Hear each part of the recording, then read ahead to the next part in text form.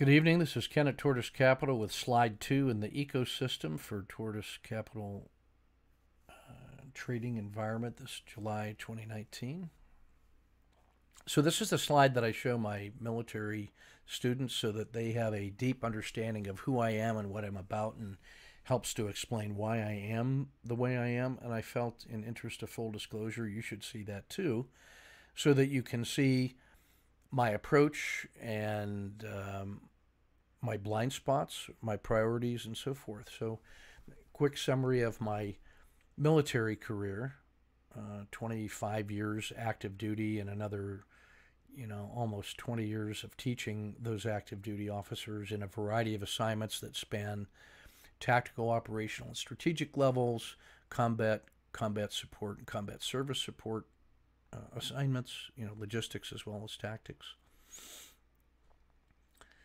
A background in curriculum design and teaching that has shaped how I approach the acquisition of professional knowledge and the teaching of others. An educational pathway that's taken me through Asian history, systems management, the science of systems management for University of Southern California, Trojans, Asian history from the Michigan State Spartans, and then a Doctor of Applied Management in emphasizing organizational development from Colorado Tech, where I continue to teach other doctoral students. I'm interested as a researcher in how we develop professional judgment, specifically decision-making under uncertainty, complexity, and risk, with a view towards continuous improvement, leveraging what we know from global management studies.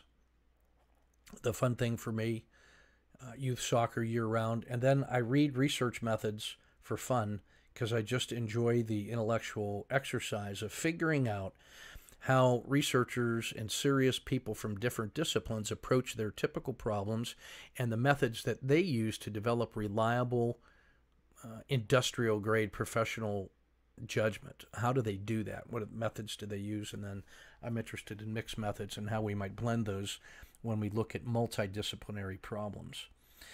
The three sections below, going from right to left, my calling card and contact information, then the things at the Command and General Staff School that I teach. F-100 is a force management, how Department of Defense manages itself through time and space to align its capabilities with an evolving world. I teach all our sustainment and logistics lessons. I emphasize the use of game simulations and bite-sized practical exercises to create experiential learning for my officers, to bring theory and their experience to life. I teach in the Military Master of Arts and Science program, where I've chaired 120 or more master's theses in the last 15 years. I did actually over 30 last year.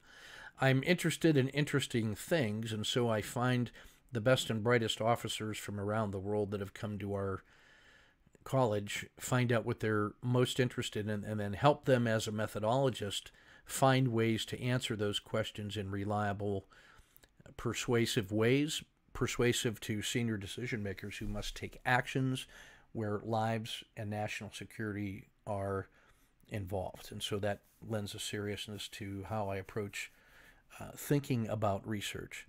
I teach an independent study elective, and then I'm very active in the development of professional faculty, helping teachers become better teachers, which in turn makes me a better teacher. Finally, over on the left, there is a mindset, a frame of reference that I bring to all of the domains of my life: personal, professional as a businessman, as a military decision maker and teacher, as a trader, as a soccer coach, as an executive coach.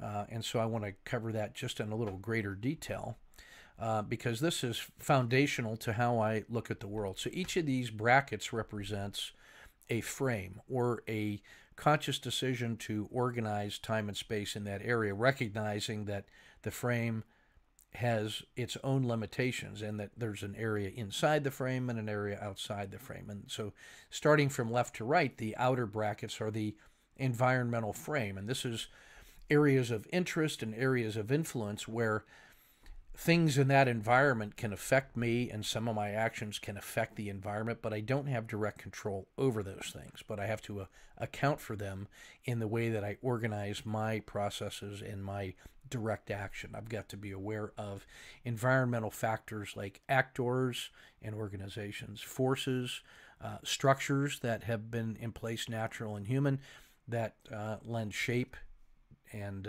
dynamism and leverage to what's going on in that environment, and then the context of how we got here and why, as a way to understand what the possibilities for future actions and maybe some of the rules of cause and effect that may still be at play. With the recognition that as I'm going through operations and thinking and trying things, that time passes, that things change, that performance is achieved at certain levels of performance, and that those have consequences. All of those things have consequences through time, and that we don't ever get a chance to go back and redo things, because nature remembers, and we're always where we are, and we're always coming from someplace and going towards someplace. And so we got to be mindful about the choices we make along the way, with a view towards the consequences, and understand the difference between piloting and trying things out. In the middle, this general approach, I try to have the purpose in mind, what the risks are, to include doing nothing, and an estimate of what the problem might be or is or seems to be, the methods we might use to approach solving those problems or seizing those opportunities, a solution frame or solutions, and I put another inner frame in there because I'm always thinking about this from an engineering perspective and iterating my way towards success, trying to ratchet up our performance. Rather than looking for the capital S perfect solution, I look for, as an engineer, ways to improve the situation at low risks, at acceptable costs, in ways that improve our structures and lead towards incremental improvement. And then in so doing, I'm always mindful of looking for insights that come out of this planning effort and implementation effort, so that I can make better decisions and more informed actions, and through assessment, try to iterate my way to success by improving all of the steps in this process. Along the way, I have these habits and attitudes of mind, and so the first two are the only ones that really have a military acronym basis. So I will just say that the IPB is, we would call that the Intel Prep of the Battlefield. Let me show you that again.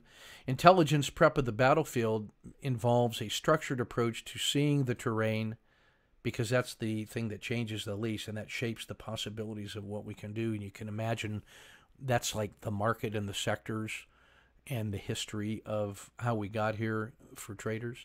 Seeing the enemy, and that's all of the forces inside and outside that are conspiring to take the other side of the trade and to make money off of me. And then see myself in the full range of internal and external actions and habits and tendencies and patterns. So those three elements mix together to help us shape our plans and shape our outcomes. And then the acronym UVDDLA means this operational process whereby the military mind seeks first to understand, then to visualize possibilities, describing what we see in precise language or as precise as we can, then directing activities of ourselves and our subordinates and our peers and our higher headquarters, and then leading and taking responsibility for our actions, and then assessing what's going on. So UVDDLA is a continuous process where we can take the beginnings of analysis of IPB and then go through this inner frame of problem solving and discovery learning. Well, that's really the only military acronym that's in there. Everything else is kind of straightforward. So This approach of planning, preparing, executing, and assessing is how we look at phases of being ready for action and going between thinking about it and then preparing for it and then doing it and then assessing it, then in a continuous loop. And you've heard me talk about that before. Below that, in the next section, these kind of all go together, this idea of creating a learning organization that not only accomplishes missions, but deliberately, systematically, and energetically goes after ways of continuously improving our capacity so that we can not only accomplish this mission better, cheaper, safer, quicker, but also be better prepared for a wider range of missions and problems and opportunities in the future. And then that along the way, while accomplishing missions, we're also developing our people and systems in order to improve those capacities that we've designed. And maybe it's just improving our supply chain or decision-making process or risk management, but we try to do things in ways that improve our people and systems, and all the time being focused on achieving states of readiness that allow us to execute our plans and battle drills in a way that will lead to success. The next chunk also go together, that the ways we implement these are through processes of continuous estimates that we're always trying to read and assess, to detect and to analyze and to integrate and simplify and understand in a most current estimate of what's going on, where we want to go, how we can get there, and what might happen along the way. So an estimate of the situation acknowledges that the plan is never equal to the reality, and so the plan is a guide, but we also are mindful of the moment. And that's what we mean by a continuous estimate process. And that's supported by professional competence. And that's all the skills, knowledge, and attributes that you would expect a professional to commit to one who respects the game and respects our purpose and respects our own team and the risks that people take on our behalf and the seriousness of our purposes and our purposeful actions. So professional competence is the standard for developing ourselves to be ready out of respect for the game. Never ends. Due diligence is then the willingness to actually do it, to put it into action, to commit the energy and to do the work. And then effective communication in action, in word, and in writing allow us to leverage that network of trusted friends, agents, allies who are working in this together with us, bound together by trust and confidence in each other in order to achieve that final and highest value for me, which is doing our duty to others and to ourselves and to life. And so that represents a frame of reference that I aspire to in everything that I do in my personal, professional, military, teaching, trading, business, and soccer domains. Everything that I do, I try to bring this same consistent sensibility. This would be my inner DNA, if you will. So if I come back to the purpose of my efforts is in support of my family so that I can be a better father, husband, teacher, student, and warrior in the sense of living an intentional life. The life I intend to lead is this model down here in support of my family. And the feeling that makes me the proudest is when those kids hug me like this and reminds me of why I'm here and what I'm doing. And then my focusing tool is really the symbol for Wu Wei, the external ring of effortless action, bold, dynamic, effortless.